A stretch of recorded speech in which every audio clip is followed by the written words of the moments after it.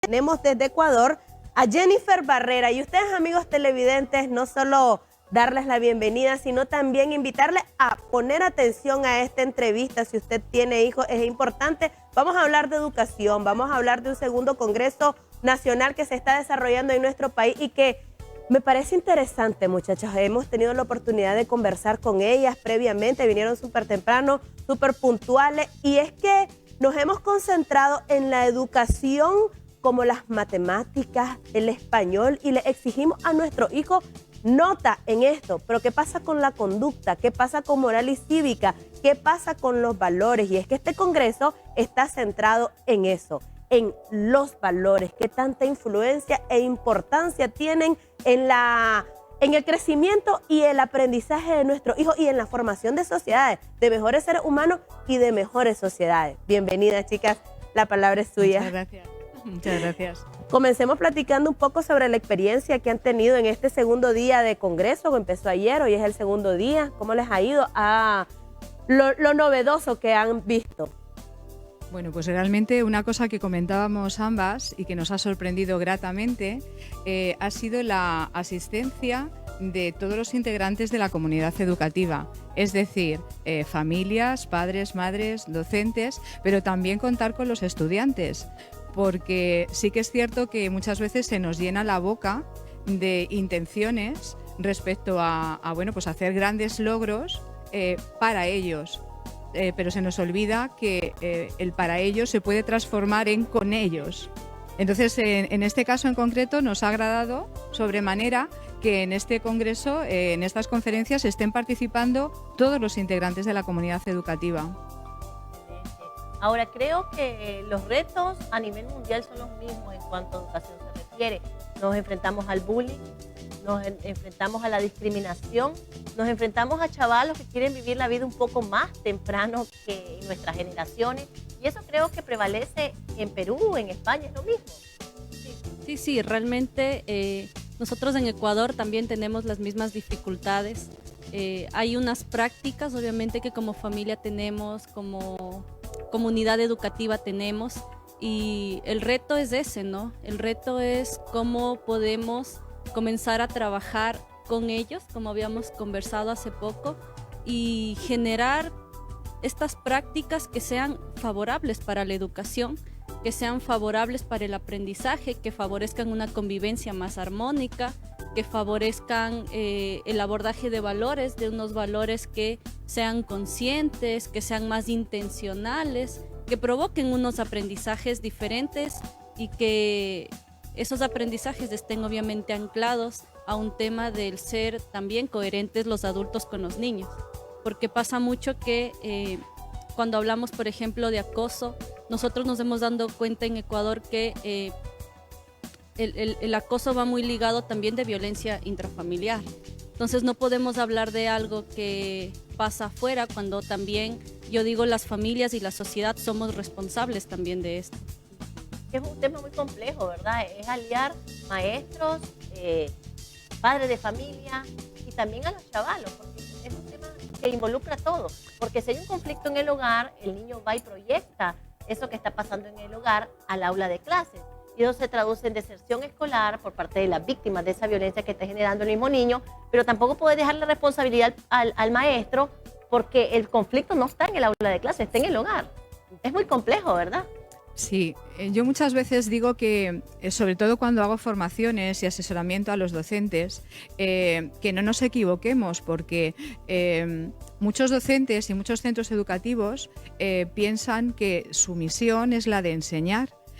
Pero se nos olvida que la misión de los docentes también es educar. Buena parte del tiempo de nuestros niños y de nuestras niñas lo pasan en las escuelas. Y es imposible que un niño o una niña cuando entra a su aula se deje parte de su cerebro en la puerta. Es decir, el niño o la niña entra con su corazón, entra con su parte pensante, entra con sus creencias, con sus pensamientos, con todo. Es todo integral, ¿no?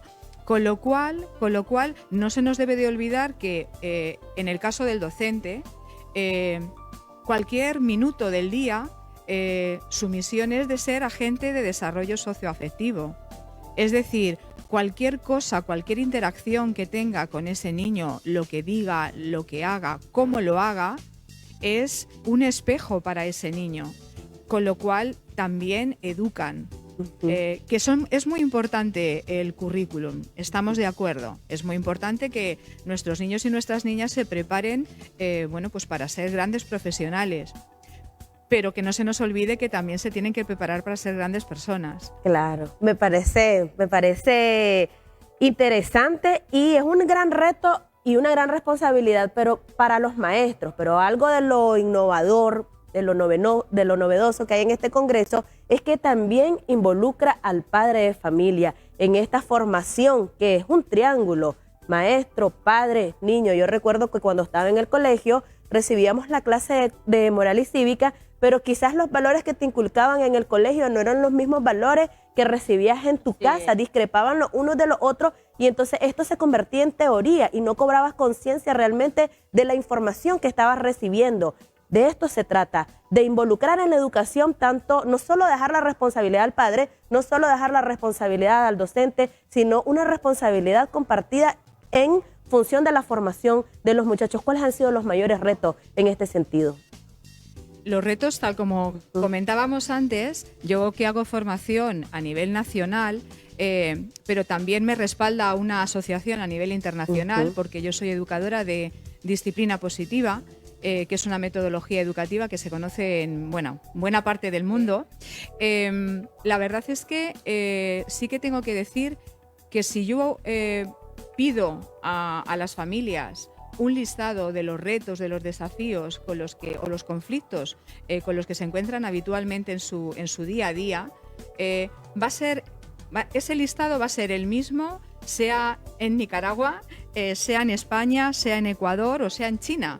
Los retos y los desafíos son absolutamente iguales para todos los padres. Evidentemente hay connotaciones pues culturales que van a cambiar en cierta medida este listado, ¿no?, en unos países o en otros, pero los desafíos son los mismos y de lo que se trata es pues de entrenar unas nuevas habilidades socioemocionales en uno mismo, es decir, poner el foco en el adulto en lugar de poner única y exclusivamente el foco en el niño. Claro. Estaba viendo, muchachas, con todo lo que hemos hablado en este momento, que hemos pasado de una generación de padres autoritarios a una generación de padres permisivos, donde los chavalos ahora incluso no podemos ni castigarlos porque es un delito.